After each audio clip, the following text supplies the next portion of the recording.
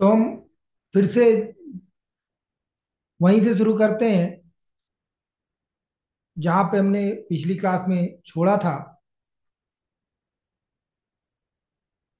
हम लोग चर्चा कर रहे थे बौद्ध दर्शन के संप्रदायों के बारे में, जिसमें हम स्वर्बस्तिवादी जो दो संप्रदाय हुए, जिसे हम सामान्यतः प्रसिद्ध रूप में हीनवाद कहते हैं, हीनयान कहते हैं, उसके दो संप्रदाय वैभाषिक और सौतांत्रिक, उनके बारे में हमने देखा था। हमने उनकी तत्व मीमांसा के बारे में प्रमुख रूप से चर्चा कर ली थी, जिस चर्चा में हमने देखा था संस्कृत और असंस्कृत धर्मों की। हमने देखा था कि 72 संस्कृत धर्म हैं और 3 असंस्कृत धर्म हैं। इस प्रकार से सर्वस्तिवादियों ने, मुख्य रूप से वैभाषिकों ने 75 धर्म स्वीकार किए हैं। अब हम बात करेंगे आगे वैभाषिक और सौतांत्रिक अर्थात सर्वस्तिवादियों की ज्ञान मीमांसा की। तो मुख्य रूप से वैभाषिक और सौतांत्रिकों में जो बड़ा विवाद है वह तत्व मीमांसीय विवाद न होकर ज्ञान मीमांसीय विवाद है। तो वैभाषिकों ने, जो वैभाषिक संप्रदाय है सर्वस्तिवाद में, उनका यह मानना है कि जड़ पदार्थों का, बाह्य पदार्थों का ज्ञान हमें प्रत्यक्ष से होता है। मतलब हमें उसके स्वलक्षण का ज्ञान होता है और स्वलक्षण का ज्ञान ही के आधार पर ही हम बाह्य जगत का ज्ञान प्राप्त करते हैं। अर्थात जो जड़ पदार्थ है या बाह्य पदार्थ है, उसका ज्ञान हमें साक्षात हो सकता है। और जब उसका ज्ञान साक्षात्कार हो सकता है तो मतलब स्वलक्षण और ज्ञाता, इनके मध्य कोई दूसरी चीज नहीं है। ज्ञाता ज्ञेय पदार्थ तक, स्वलक्षण तक साक्षात रूप में पहुंच सकता है, यह मानना किसका है? वैभाषिकों का। और इसी वजह से हम इसे बाह्य प्रत्यक्षवाद कहते हैं। जबकि इससे इतर सौतांत्रिकों का यह मानना है कि जो स्वलक्षण है, चूंकि उसका अस्तित्व क्षण मात्र भर के लिए है, तो वो हमें अनुभूत तो होता है, लेकिन जब तक ज्ञान होता है तब तक उसका अस्तित्व समाप्त हो चुका होता है। तो ज्ञान उसका हमें अनुमान से करना पड़ता है। संस्कार, जो सुलक्षण है, वो अपना संस्कार छोड़ता है और संस्कार के कारण ही हम अनुमान के द्वारा वस्तु को जान पाते हैं। यह मान्यता किसकी है? स्वतांत्रिकों की है। तो इसलिए वह कहते हैं बाह्य पदार्थों का ज्ञान हमें प्रत्यक्ष से ना होकर अनुमान से होता है। तो जो सौतांत्रिक हैं, जो बाह्य अन्वयवादी हैं, वो ज्ञान उत्पत्ति के चरणों की बात करते हैं। वो कहते हैं 4 कारणों से ज्ञान उत्पन्न होता है। आलंबन कारण, आलंबन कारण मतलब ज्ञान उत्पत्त कर, जो जिससे, जो ज्ञेय पदार्थ है, ज्ञान उत्पन्न करने वाला बाह्य वस्तु जिसका हमें ज्ञान हो रहा है वह। और समानांतर करण, कारण जो, ये हमारी मानसिक अवस्था है उसकी बात कर रहे हैं। अधिपति कारण ज्ञान इंद्रिया। सहकारी कारण कि जो ज्ञेय पदार्थ है और जो ज्ञाता है उसके मध्य कौन कौन सी रिक्वायरमेंट है, तभी उसका ज्ञान हो सकता है, जिसमें प्रकाश, दूरी आदि। पता चला दीवाल है, जैसे दीवाल के बाहर प्रकाश भी है, दूरी भी कम है, लेकिन एक दीवाल है तो दीवाल के बाहर हम चीजों को नहीं देख सकते। अब हम दूसरे महायानी संप्रदायों की बात करें तो महायान संप्रदाय जो है उसमें भी दो प्रमुख शाखाएं हैं। एक योगाचार विज्ञानवाद और दूसरा माध्यमिक शून्यवाद। जो योगाचार विज्ञानवाद है वह एक प्रमुख विचारधारा है भारतीय चिंतन परंपरा में, जो विज्ञानवादी विचारधारा है। विज्ञानवादी विचारधारा का मतलब यह है कि ज्ञान मीमांसीय रूप से यह स्वीकार किया जाता है कि जो ज्ञेय पदार्थ है उसका ज्ञाता से स्वतंत्र अस्तित्व नहीं है, बल्कि ज्ञेय पदार्थ का अस्तित्व ज्ञाता पर ही निर्भर करता है। तो यह विचार क्या है? विज्ञानवाद है, आइडियलिज्म है, प्रत्ययवाद है। तो इस विचारधारा के जो संस्थापक माने जाते हैं वो मैत्रेय नाथ माने जाते हैं। अभिसमयालंकार इनका प्रमुख ग्रंथ है और असंग इसके बहुत बड़े समर्थक माने जाते हैं। बहुत बड़े विद्वान थे असंग, जिन्होंने योगाचार विज्ञानवाद के दार्शनिक रूप से इसकी स्थापना में बड़ा महत्वपूर्ण योगदान दिया। उन्होंने अभिधर्म संग्रह, महायान सूत्रालंकार, योगाचार भूमि शास्त्र जैसे ग्रंथों की रचना की और इसके आधार पर विज्ञानवाद बहुत ही ज्यादा प्रसिद्धि को प्राप्त कर पाया और अपने दार्शनिक चिंतन को आगे बढ़ा पाया। वसुबंधु जो वसुबंधु और असंग भाई थे, तो इन दोनों भाइयों ने बौद्ध दर्शन और बौद्ध दर्शन में भी मुख्य रूप से विज्ञानवाद के लिए बहुत बड़ा कार्य किया। वसुबंधु ने भी विज्ञान मात्रता सिद्धि, ये बहुत प्रमुख बुक पुस्तक मानी जाती है जिसमें तार्किक रूप से विज्ञानवाद के समर्थन में और वस्तुवाद या बाह्य सत्ता के खंडन का वर्णन मिलता है। बौद्ध न्याय शास्त्र के लिए दिगनाग बहुत ही प्रमुख व्यक्ति हैं और इन्हें बौद्ध न्याय शास्त्र का जनक भी कहा जाता है। इन्होंने प्रमाण समुच्चय नामक ग्रंथ की रचना की, जिससे जो बौद्ध न्याय है वो एक स्वतंत्र बौद्ध न्याय की शुरुआत होती है, जिससे अन्य संप्रदायों, अन्य दार्शनिक समूहों के साथ जो चर्चा पर चर्चा हो सकती थी उसके लिए शुरुआत हुई। ये पहली बार इस तरीके की व्यवस्था की गई कि जहां प्रमाण व्यवस्था की बात की गई। इससे पहले सभी भारतीय चिंतन में प्रमाण संपौलों की व्यवस्था है, जहां पर एक प्रमाण से कितने भी प्रमेय की सिद्धि हो सकती है, एक प्रमेय की सिद्धि कितने भी प्रमाणों से हो सकती है। लेकिन यहां पर ऐसी व्यवस्था की गई कि एक प्रमेय से एक ही प्रमाण की सिद्धि होगी और प्रमाण और प्रमा इन दोनों के बीच अभेद संबंध स्थापित किया गया। कहा गया प्रमाण और प्रमा ये दोनों अलग अलग नहीं है। विज्ञानवाद का एक और प्रमुख ग्रंथ है जिसे लंका अवतार सूत्र कहा जाता है। तो जो ये प्रमुख ग्रंथ है जिसको आपको ध्यान रखना है, परीक्षा में पूछा जाता है।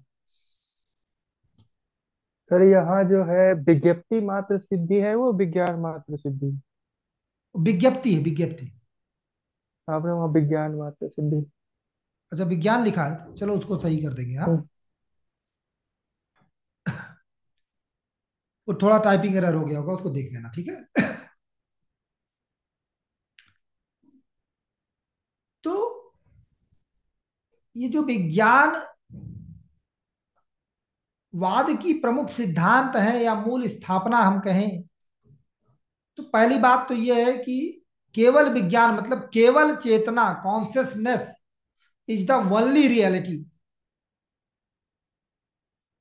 तो जो आउटर स्फीयर है, जो हमें मैटर के फॉर्म में दिख रहा है, वह वास्तविक रूप से अस्तित्वान नहीं। तो प्रश्न उठता है, भाई ये बताओ, अगर नहीं है वास्तविक रूप से अस्तित्वान, तो हमको दिख क्यों रहा है? तो एनोलॉजी, फिलॉसफी में एनोलॉजी का बड़ा महत्व है। तो तुरंत सपने वाली एनोलॉजी दी जाती है कि जब आप सपना देखते हैं, स्वप्न में आपको जगत दिखता है, तो क्या वहां जगत होता है? मान लीजिए आपने सपने में देखा, आप कहीं घूमने गए हैं, आपके दोस्त भी साथ में गए हैं, और जो जो कुछ भी आप लोग करना था वो किए। तो ये सारे घटनाक्रम को करने के लिए आपको अपने दोस्तों की जरूरत थी? मान लिया वहां आपने खूब पकवान खाया, क्या वो पकवान बनाने की जरूरत थी? बाहर से कुछ लाने की जरूरत थी? नहीं, क्योंकि उसका अस्तित्व ही नहीं है, ऐसा विज्ञानवादियों का मानना है। तो सर्व बुद्धि मया जगत, सारा संसार जगत केवल चेतना मात्र है, कॉन्शियसनेस है। तो इसे योगाचार्य विज्ञानवाद इसलिए कहते हैं क्योंकि कॉन्शियसनेस का एग्जिस्टेंस स्वीकार करता है। योगाचार इसलिए कहते हैं क्योंकि इन्होंने बोधि प्राप्ति, बुद्ध बनने के लिए, बोध ज्ञान प्राप्त करने के लिए योग साधना पर बहुत बल दिया।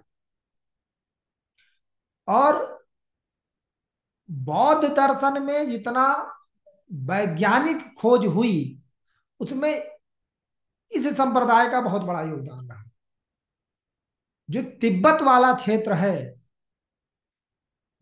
वहां पे जो बौद्ध रहा, पूरा जो साधना हुई, तंत्र साधना वगैरह, वज्रयान वगैरह निकलते हैं विज्ञानवाद से, उन्होंने बहुत सारी साधनाएं की। और वो रस वगैरह पर भी उन्होंने बहुत सारी खोज और साधनाएं की थी। तमाम राजनीतिक सामाजिक कारणों की वजह से इनके शोध को बहुत क्षति पहुंची, और वो बहुत आगे तक नहीं बढ़ पाया, और जहां तक भी शोध पहुंचा था वो हमारे सम्मुख उपलब्ध नहीं है। एक तो जो बौद्ध गया की, नालंदा की जो लाइब्रेरी थी, वो जो जलाई गई, उसमें बड़ा नुकसान हुआ। उसके बाद दिगनाग जाते हैं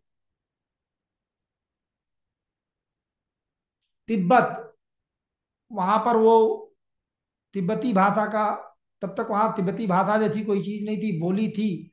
पहले तिब्बती भाषा में उसका व्याकरण लिखते हैं, फिर तिब्बती भाषा में पूरा ग्रंथ लिखते हैं, जिससे उनके चिंतन परंपरा को आगे बढ़ाया जा सके, उसे जिंदा रखा जा सके। फिर वहां भी राजनीतिक उथल पथल की वजह से हमको वो सारी चीजें उपलब्ध नहीं हुई, पांडुलिपियां नष्ट कर दी गई। तो राहुल जी जब चीन की यात्रा पे गए थे, तो ऐसा माना जाता है कि वो दो देश जो कि जिनके बहुत मित्रवत संबंध नहीं थे, तो डॉक्यूमेंट इधर उधर लाने के लिए बहुत सारी कानूनी दांव पेच करने पड़ते। और चूंकि चीन में उस समय कम्युनिस्ट सरकार थी, अभी भी है, तो वो परमिशन पता नहीं देती तो न देती। तो जो अवैधानिक रूप से दो देशों के बीच में व्यापार होते हैं, तो वहां कुछ खच्चर होते हैं जो ट्रेंड होते हैं, जिनका हवाला के बिजनेस में अवैधानिक रूप से इधर उधर सामान लाने के लिए प्रयोग किया जाता है।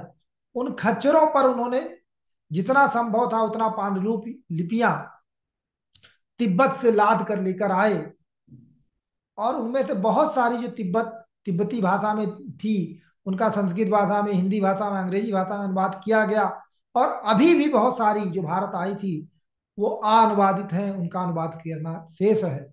और बहुत सारी लिपियां वो ला नहीं पाए, और बहुत सारी पांडुलिपियां नष्ट भी हो चुकी थी। तो विज्ञानवाद का बहुत बड़ा और ज्यादा योगदान रहा है बौद्ध दर्शन और चिंतन परंपराओं।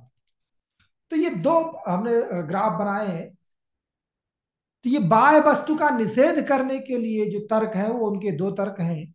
यदि बाह्य वस्तु होती तो उसका ज्ञान असंभव हो जाता। क्यों असंभव हो जाता? क्योंकि स्वलक्षण है और वह उसी समय नष्ट हो जा रही, अगले समय वह वस्तु वैसी रही नहीं रही है। और यदि हम यह मान लें कि नहीं उसका ज्ञान हो सकता है, तो क्षणिकवाद नहीं, हम नहीं स्वीकार कर सकते। क्योंकि ज्ञाता और ज्ञेय दोनों पदार्थ, दोनों अगर क्षणिक हैं तो कैसे ज्ञान होगा?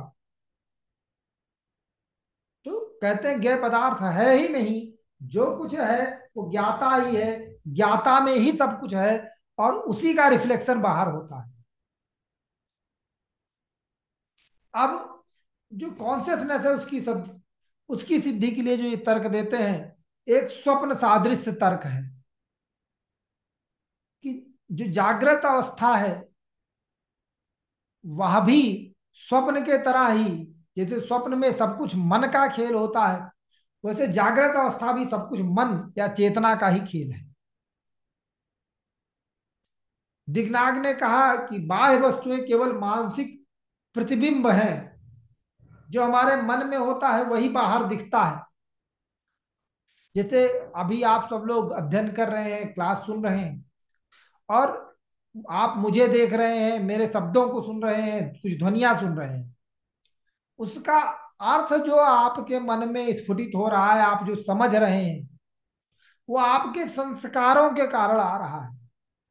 यदि ये मान लें कि कोई व्यक्ति ऐसा है जो पहली बार क्लास में आया है, जिसे दर्शन का कोई आइडिया नहीं है, उसने बौद्ध दर्शन का भी नाम नहीं सुना और दर्शन के तकनीकी शब्दों का भी नाम नहीं सुना, तो वह जो हमारी मेरे द्वारा उच्चरित ध्वनियां हैं उनको जो डिकोड करेगा, और जो दर्शन का विद्यार्थी है, जो इन तकनीकी शब्दावलियों से परिचित है, वो जो इन ध्वनियों को डिकोड करेगा, दोनों में अंतर होगा कि नहीं होगा?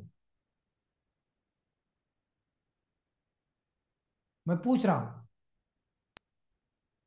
जी होगा सर। अंतर होगा।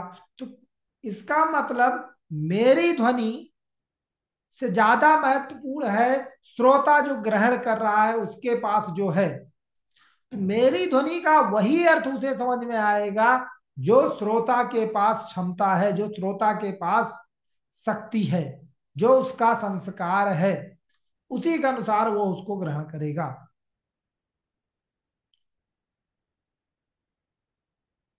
दूसरा एक ये है कि ज्ञान और ज्ञान का विषय एक ही साथ उपलब्ध होता है, वो अलग अलग नहीं होता। नीला रंग और नीले रंग की चेतना ये एक ही बात है। तो इसका मतलब नीला रंग अपनी नीले रंग की चेतना से पृथक नहीं है। तो यह भी कॉन्शियसनेस को प्रूव करती है, बाहर पदार्थ के अस्तित्व को स्वीकार नहीं करने वाली बात है। तो जो अनुभव में विविधता का कारण है, जैसे आपको कुछ और दिख रहा है, जैसे मैं जो ध्वनि उच्चरित कर रहा हूं, किसी को कुछ समझ में आ रहा है, किसी को कुछ समझ में आ रहा है, किसी को कुछ समझ में आ रहा है, तो इसका कारण उसके मन के संस्कार हैं, मेरी ध्वनि नहीं। जब सबको अलग अलग समझ में आ रहा है तो उसका कारण मेरे द्वारा उच्चरित ध्वनि ना होकर उनके संस्कार हैं। एक विचार आता है आलय विज्ञान और प्रवृत्ति विज्ञान का। तो आलय जिसे जिसे सामान्यतः हम आत्मा या मन कह रहे हैं, जो सभी ज्ञान का आधार है, उसे आलय विज्ञान कहा गया। इसी में सारा ज्ञान रहता है। और जो प्रवृत्ति विज्ञान है उसमें इंद्रियां आती हैं, चक्षु, श्रोत्र, घ्राण, रसक, काय, मनोविज्ञान और क्लिष्ट विज्ञान, 7 प्रकार के विज्ञान आते हैं। तो बस इसको इतना समझ लेना ही है, इसमें बहुत डिटेल में जाने की जरूरत नहीं। वैसे ये जो बुद्धिस्ट साइकोलॉजी है, मनोविज्ञान है, बुद्धिस्ट इपिस्टेमोलॉजी है, जो ज्ञान मीमांसा है, उसमें बहुत डेप्थ में इस पूरा इसका चर्चा है, क्या स्वरूप है, किस तरीके से ग्रहण होता है, कैसे होता है। क्योंकि यहाँ संबंध नहीं माना जा रहा, फिर उसकी व्याख्या एक बिल्कुल पृथक रूप में होती है और बहुत ही गहन है, लेकिन हमें वहां तक आवश्यकता भी नहीं है। अब हम बात करते हैं माध्यमिक शून्यवाद की। नागार्जुन को वितंडावादी कहा जाता है। वितंडावाद का मतलब जो हर दूसरे के विचारों का खंडन करता है लेकिन स्वयं कोई विचार नहीं देता है। उसने ही माध्यमिक शून्यवाद की स्थापना की और उसका बहुत ही प्रसिद्ध ग्रंथ है, अरे इसमें मूल कारिका लिखा है, माध्यमिक कारिका। तो माध्यमिक कारिका जो है वो एक ऐसा ग्रंथ है जो बहुत ही उत्कृष्ट तर्क का परिचायक है। और इन्होंने कहा, एक तर्क दिया जो चतुष्कोटि तर्क है। वो कहते हैं जो सत्ता है वो ना तो सत है ना असत है, ना सत असत दोनों है और ना दोनों से परे है। तो कोई भी चीज अपने आप में सत नहीं होती है ना असत होती है। जो एक जगह सत लग रही है वो दूसरे दृष्टि से असत है, और जो दूसरे दृष्टि से असत है वो सत है। तो कोई भी चीज दोनों एक साथ नहीं हो सकती और दोनों से परे भी नहीं हो सकती। इन्हीं तर्कों का प्रयोग बाद में शंकराचार्य मायावाद के लिए करते हैं। और नागार्जुन के तर्कों का प्रयोग करने के कारण ही शंकराचार्य पर प्रछन्न बौद्ध होने का आरोप लगता है। फिलहाल शंकर से पहले गौड़पादाचार्य ने उन तर्कों का प्रयोग किया है, जो शंकर के दादा गुरु हैं, मतलब ग्रेट टीचर है, उनके टीचर के टीचर है। तो यह कहते हैं न केवल बाह्य पदार्थों का अस्तित्व नहीं है, उन सारे तर्कों को स्वीकार कर लेते हैं जो विज्ञानवादी दे रहे हैं, लेकिन ये कहते हैं कि चेतना का भी अस्तित्व नहीं है, ऐसा ये स्वीकार करते हैं।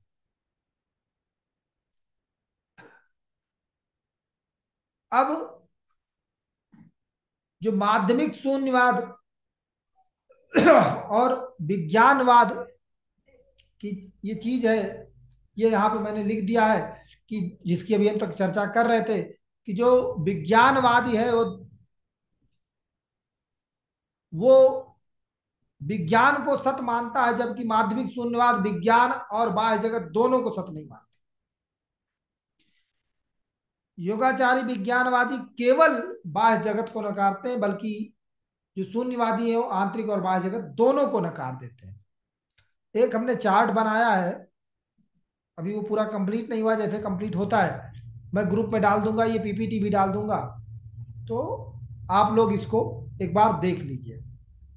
इसके अलावा एक और विचार है जो बौद्ध में जानना जरूरी है, तो संभवतः मैं उस पर भी एक वीडियो बना के डाल दूंगा। अपोहवाद का है, थोड़ा सा उसको जानना जरूरी है, उससे भी प्रश्न पूछा जाता है।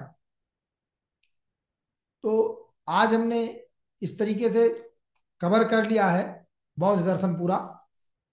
अब अगली क्लास में हम सांख्य दर्शन, अच्छा जो जैन दर्शन है उसका संक्षेप में भी ऑलरेडी वीडियो मंच के यूट्यूब चैनल पर पड़ा हुआ है, तो आप वहां से देख लें। अगर कुछ नहीं समझ में आएगा तो हम उसको डिस्कस कर लें। ठीक है, तो हम आगे बढ़ते हैं क्योंकि हम लोगों को पूरा सिलेबस कवर करना है और समय बहुत ज्यादा नहीं है हमारे पास। तो अभी जितना हमने चर्चा किया है, अगर इसमें किसी को कुछ पूछना हो, कोई जिज्ञासा हो, या जो चर्चा नहीं भी की है, अगर आपको लगता है कि ये छूट गया है, ये पूछना चाहिए, वैसे मैंने पूरी चीजों को कवर किया है और यहाँ से ज्यादा बहुत कम संभावना है। अब एकाध प्रश्न के बारे में कुछ दावे के साथ नहीं कह सकते हैं कि जो पूरे आपके पूरे पेपर में कहीं से कई बार एक जगह से दो जगह से एक दो प्रश्न ऐसे होते हैं जो बहुत गहन पूछे गए होते हैं, तो उन प्रश्नों की तैयारी में ज्यादा समय व्यर्थ करना उचित नहीं होगा मेरे विचार से। बाकी आप अपनी क्षमता और अपनी तैयारी के हिसाब से आप कर सकते हैं, लेकिन जब मैं पूरा कोर्स कवर करने की कोशिश कर रहा हूँ, तो वो प्रश्न किसी भी सेक्शन से पूछे जा सकते हैं। तो हर सेक्शन में उतना डिटेल में जा पाना इतने कम समय में संभव नहीं है, इसलिए मैं नहीं कर रहा हूँ। तो आप में से अगर किसी को कुछ पूछना हो तो आप पूछ सकते हो। Yes sir. जी बताइए। सर हम ये पूछना चाह रहे थे कि ये जो चारों संप्रदायों के बारे में आपने बात की है, इनको बौद्ध धर्म के संप्रदाय कहेंगे या फिर बौद्ध दर्शन कह सकते हैं बेटा इन्हें? अभी जो हम प्रयोग कर रहे हैं ना, वो क्योंकि बौद्ध इन्होंने धर्म और कोई सिद्धांत तो इस्टेब्लिश किया नहीं है। नहीं नहीं बेटा, है, इनके सिद्धांत हैं। ये बौद्ध धर्म के ही सिद्धांत है और बौद्ध दर्शन के ये दोनों शब्द प्रयोग हो रहे हैं, बौद्ध धर्म और दर्शन। क्योंकि बौद्ध धर्म उस प्रकार का धर्म नहीं है जिसको उसके दर्शन से पृथक किया जा सके। इन्हें, इसमें जो अभ्यास है, जैसे जो चार आर्य सत्यों की बात की थी, तो ये सब कुछ जो सिद्धांत भी आए हैं, ये उसी प्रसंग में आए हैं जो उनका द्वितीय आर्य सत्य है कि दुख का कारण है। तो दुख का कारण की व्याख्या में, कारणता की व्याख्या में प्रतित समुत्पाद आता है, प्रतित समुत्पाद से चीजें निकल के आती हैं। अनित्यवाद, अनित्यवाद से क्षणिकवाद निकल के आता है। जब अनित्य की बात हो रही तो चेतन अचेतन दोनों अनित्य है, इस तरीके की बातें आ जाती। तो सारे जो उनके सिद्धांत हैं, वो सभी सिद्धांत इन्हीं चार आर्य सत्यों का विस्तृत रूप ही है।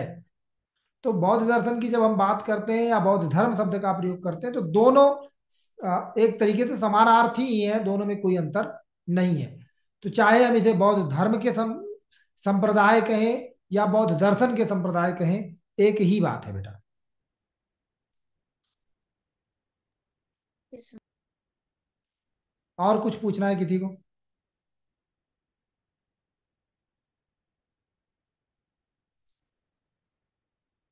किसी को और कोई प्रश्न? नहीं? No sir. चलिए फिर, तो समय भी हो गया है, तो आज तक फिर यही इतना रखते हैं। आप लोग जो आ, तृतीय और चतुर्थ आर्य सत्य है, उस पर मैंने वीडियो बना के डाल दिया है, उसको देख लीजिएगा। और ये जो अपोहवाद वाला भी बचा हुआ है, देखेंगे। इस पर भी हम वीडियो बना के डाल देंगे, 2 4 10 मिनट का जो भी बनता है, ज्यादा जानकारी तो नहीं चाहिए होगी इसके लिए भी। तो उसके बाद अब जब हमने कल क्लास में मिलेंगे, तो हम नेक्स्ट दर्शन पर चर्चा करेंगे, ठीक है? आप लोग प्रश्न हल कर नहीं रहे हैं। अगर हल कर रहे हैं तो वो प्रश्न हमारे पास होने चाहिए। आप प्रश्न लेकर आए जिससे हम चर्चा करें उस पर, ठीक है? तो अभी के लिए इतना ही रखते हैं। बहुत बहुत धन्यवाद।